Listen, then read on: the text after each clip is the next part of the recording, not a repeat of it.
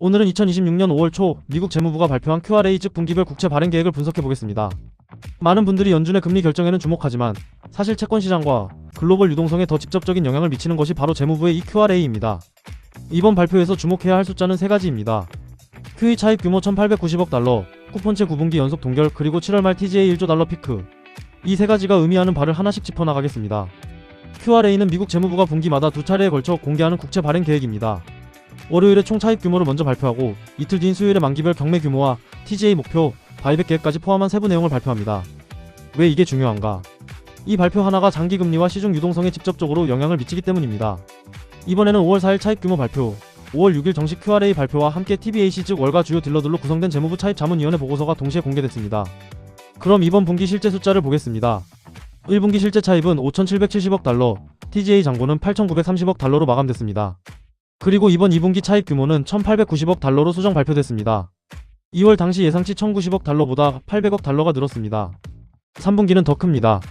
6,710억 달러, 실질적으로 7,000억 달러에 육박하는 수준입니다. 여기서 한 가지 중요한 구조를 짚어야 합니다.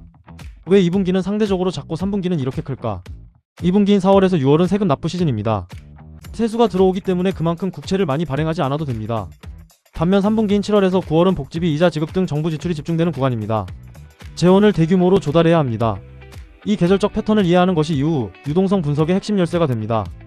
이번 발표에서 시장이 가장 주목했던 부분이 바로 쿠폰채 경매 규모입니다. 보시는 표에서 2월, 3월, 4월과 5월, 6월, 7월 예고 수치를 비교해보시면 숫자가 그대로입니다. 2년물 690억, 3년물 580억, 5년물 700억. 9분기 연속 동결입니다. 이것이 시장에 주는 신호는 분명합니다. 장기채 공급이 늘지 않으면 장기금리에 가해지는 상승 압력이 억제됩니다. 그 자체로 증시에는 우호적인 환경입니다. 그런데 여기서 한 줄을 놓치면 안됩니다. 재무부는 향후 수분기 동안 현 규모를 엔리스트, 즉 최소한 유지할 것이라는 문구를 이번에도 그대로 유지했습니다. 시장 일각에서는 EN리스트라는 표현을 삭제해서 장기채 증액 시그널을 약화시킬 것으로 기대했으나 베센트 장관은 이를 유지했습니다. 이는 동결을 확언하면서도 동시에 2027년 증액 가능성에 문을 열어두겠다는 의도를 읽힙니다. 쿠폰채는 동결이지만 실질적인 자금 조달의 증가는 어디서 일어나고 있는가? 바로 단기채 T빌입니다. 5월에는 단기 벤치마크 T빌 발행 규모를 추가 확대하고 5월 말에는 단기 CMB도 발행합니다. 6월에는 법인세 납부로 세수가 들어오는 만큼 일시적으로 발행 규모를 줄이고 7월에는 다시 만기별로 점진적 확대에 나섭니다. 오른쪽 수치를 보시면 이 의존도가 얼마나 심화됐는지 한눈에 드러납니다. 2016년에 4주물 T빌 한 회 평균 발행 규모가 470억 달러였습니다. 현재는 1,010억 달러입니다. 10년 만에 2배 이상이 됐습니다. 전체 국채 중 T빌 비중은 이미 22%로 TBAC 권고하는 상한선 20%를 넘어선 상태입니다. 단기채 의존 전략은 이자 비용을 낮출 수 있다는 장점이 있습니다. 그러나 금리가 급변하는 환경에서는 조달 비용이 순식간에 급등할 수 있다는 리스크를 안고 갑니다. IMF도 이 구조의 취약성을 공식 경고한 바 있습니다. 이제 이번 발표에서 가장 중요한 수치 중 하나, TGA 현금 잔고 계획을 보겠습니다. 재무부는 6월 말 TGA 목표를 9,000억 달러로 제시했습니다. 그런데 3분기 운영 도중 7월 말에 TGA가 약 1조 달러 수준까지 피크에 달할 것이라고 공식 발표했습니다. 그리고 9월 말에는 9,500억 달러로 마무리하겠다는 계획입니다. 왜 이것이 중요한가? 오른쪽 메커니즘을 보시면 이해가 되실 겁니다. 재무부가 국채를 발행해서 TGA를 채우는 과정에서 민간 자금이 연준으로 흡수됩니다. 그 결과 은행 준비금이 감소하고 시중 유동성의 압박이 발생합니다. 그런데 이 TGA 피크 시점인 7월 말이 연준의 RMP 즉 준비금 관리 매입의 대폭 축소 시점과 정확히 겹칩니다.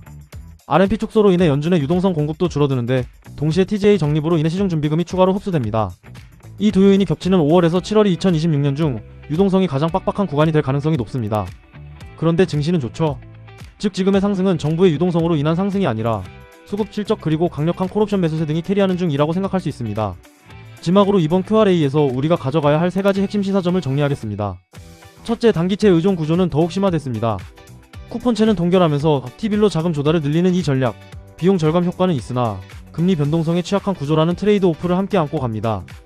둘째, 5월에서 7월은 2026년 유동성이 가장 빡빡한 구간입니다. RMP 축소와 TGA 1조 달러 피크가 동시에 진행되면서 채권과 주식시장 모두의 단기 부담 요인이 됩니다. 셋째, 2027년 장기채 증액은 피할 수 없습니다. 연간 재정 적자 2조 달러 구조에서 T빌만으로는 한계가 있습니다. 재무부 스스로도 준비 중임을 이번에 공식화했고 TBAC도 2027년에는 증액이 필요하다고 권고했습니다. 월가 딜러들의 중위 예측은 2027년 초입니다. 다음 QRA는 8월 3일과 5일입니다. 그때 포워드 가이던스에 어떤 변화가 생기는지, 특히 엔리스트 문구가 수정되는지 여부를 주의 깊게 살펴보시기 바랍니다. 감사합니다. 마가